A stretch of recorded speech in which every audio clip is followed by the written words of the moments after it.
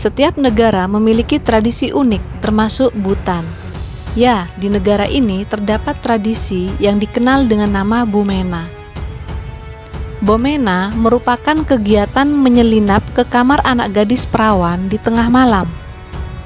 Tradisi ini juga dikenal sebagai night crawling, yang berarti berburu anak perempuan.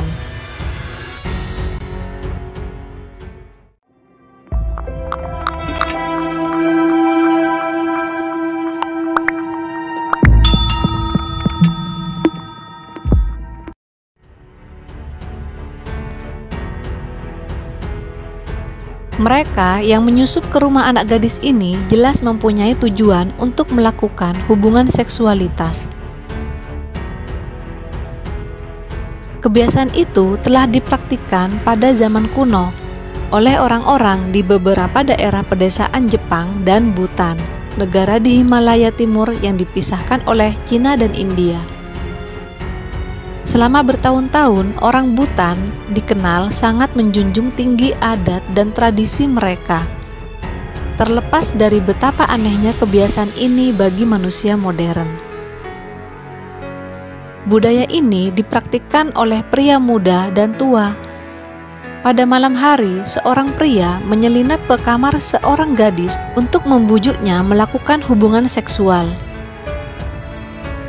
Sementara anak gadis tersebut berhak untuk memutuskan apakah dia mau menerimanya atau tidak.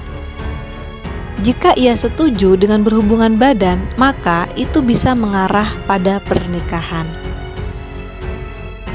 Tetapi jika dia menolak, dia akan diusir dari rumah oleh keluarganya.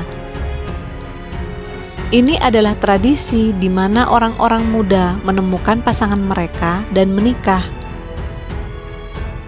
Idealnya, prosesnya berpuncak pada pagi, ketika anak laki-laki ditemukan di tempat tidur anak perempuan, kata peneliti dari Pusat Studi Bhutan dan Penelitian GNH Dorji Penjori. Sayangnya, kasus-kasus pelecehan seksual atau pemerkosaan pernah terjadi.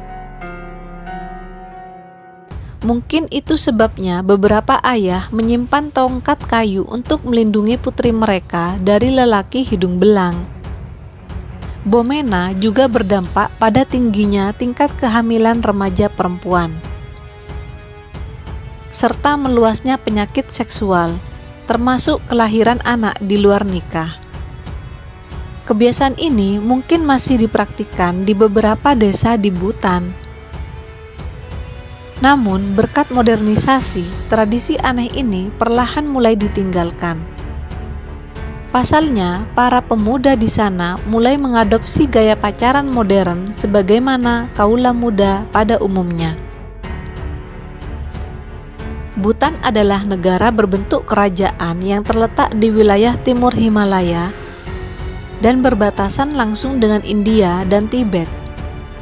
Sebelum tahun 2000-an, sangat sulit mendapatkan informasi tentang keadaan negara ini. Wisatawan pun sangat jarang berkunjung ke wilayah Bhutan. Barulah pada awal tahun 2000-an, Bhutan membuka akses untuk wisatawan yang ingin menjelajahi negaranya. Bhutan memiliki populasi kurang lebih 700.000 jiwa. Dari jumlah tersebut, 97% di antara mengaku bahwa hidup mereka bahagia. Mereka sangat menerapkan prinsip-prinsip kesederhanaan yang diajarkan oleh agama mereka. Jika di negara lain salju dinikmati karena keindahannya, berbeda dengan Bhutan yang sangat menghargai salju.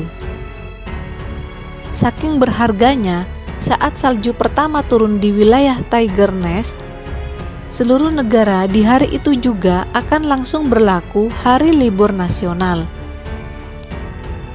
Hal ini dikarenakan salju dianggap sebagai pembawa rejeki, yang mana saat mencair airnya akan mengalir ke arah lembah yang merupakan areal pertanian. Sebelum tahun 2000-an, Bhutan adalah negara yang cukup tertutup. Bahkan di tahun 90-an TV masih dilarang penggunaannya di negara ini. TV, mobil, dan teknologi lainnya baru berkembang pesat setelah memasuki periode tahun 2000-an. Meskipun demikian, untuk bisa memiliki teknologi ini, haruslah orang-orang yang berpenghasilan cukup tinggi, karena beban pajak yang cukup besar. Jumlah wisatawan yang masuk ke Bhutan sangat dibatasi, karena menurut pemerintah, mereka juga wisatawan yang terlalu banyak akan menyebabkan sulitnya mempertahankan budaya asli warga Bhutan. Wisatawan yang paling banyak berkunjung ke Bhutan berasal dari Jepang dan Cina. Bhutan tidak memiliki lampu lalu lintas. Meskipun tidak ada lampu lalu lintas, warga Bhutan tetap patuh terhadap peraturan di jalan raya. Untuk kalian yang vegetarian, makanan ala Bhutan mungkin akan sangat cocok, karena Bhutan tidak mengizinkan warganya untuk membunuh hewan. Bahkan memancing pun dilarang.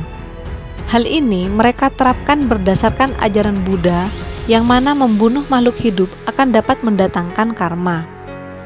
Jika terdapat makanan berupa daging, bisa dipastikan bahwa daging tersebut adalah impor.